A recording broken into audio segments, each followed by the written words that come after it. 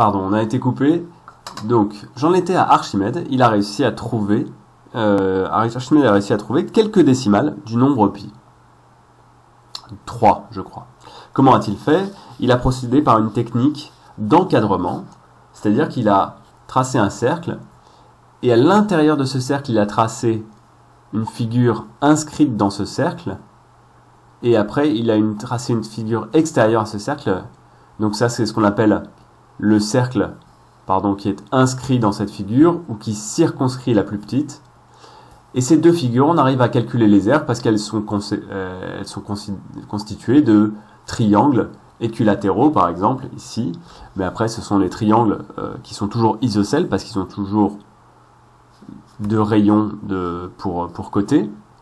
Et donc, il a réussi à encadrer, à trouver la formule d'une aire intérieure et extérieure, et d'aires qu'on savait calculer.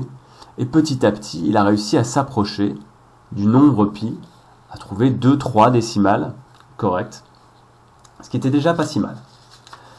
Il a fallu attendre bien des années avant de découvrir 4, 5, 6, 7 décimales du nombre pi. Avec différentes formules géométriques, il a fallu attendre le 16e, 17e siècle, où là en Europe, on a commencé à creuser les décimales du nombre pi. Au 19e siècle, on a réussi à en trouver une centaine.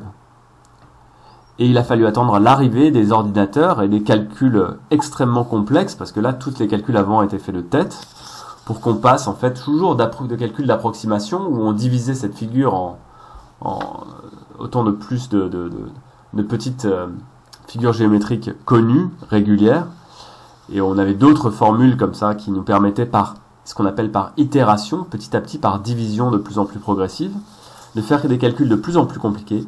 Et grâce aux ordinateurs, on a réussi à trouver des milliers, des centaines de milliers, des millions, et aujourd'hui des milliards, et même des milliers de milliards de décimales du chiffre pi.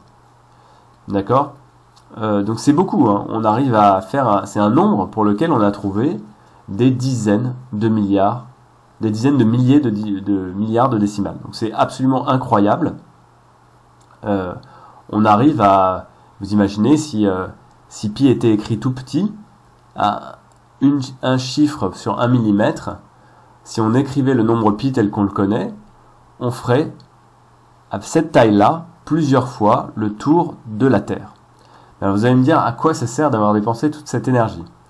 Eh bien, ça sert à essayer de comprendre ces chiffres mystérieux. Comment se fait-il que cette constante soit là? C'est quand même assez extraordinaire.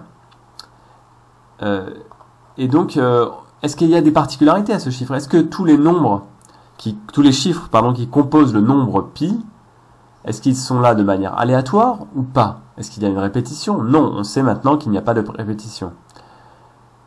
Et donc on va découvrir plein de choses comme ça. On sait déjà que pi n'est pas un rapport d'un nombre sur un autre. D'accord? Pi n'est pas un nombre rationnel. Et on va se servir en fait de toutes ces décimales connues du nombre pi pour faire de la cryptographie, pour faire par exemple des messages codés. Ça peut être très utilisé, ou pour essayer de tester des systèmes de cryptographie. Donc voilà, j'espère que ça vous a intéressé. En tout cas, il faut vous rappeler deux formules indispensables pour un cercle. Le périmètre, rappelez-vous, c'est le périmètre d'un disque, jamais d'un cercle. C'est 2 fois pi fois r, et l'aire d'un disque, c'est pi fois r au carré. 2 fois r, c'est le rayon, donc ça c'est égal à, d, si d c'est le diamètre fois pi,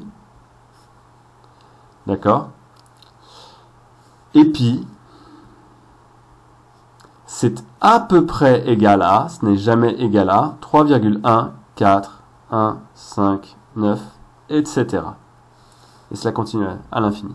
On ne peut jamais écrire pi est égal à, parce que pi est un nombre qui n'est pas un nombre décimal, donc on pourrait l'écrire à l'infini, rappelez-vous, c'est comme 1/3.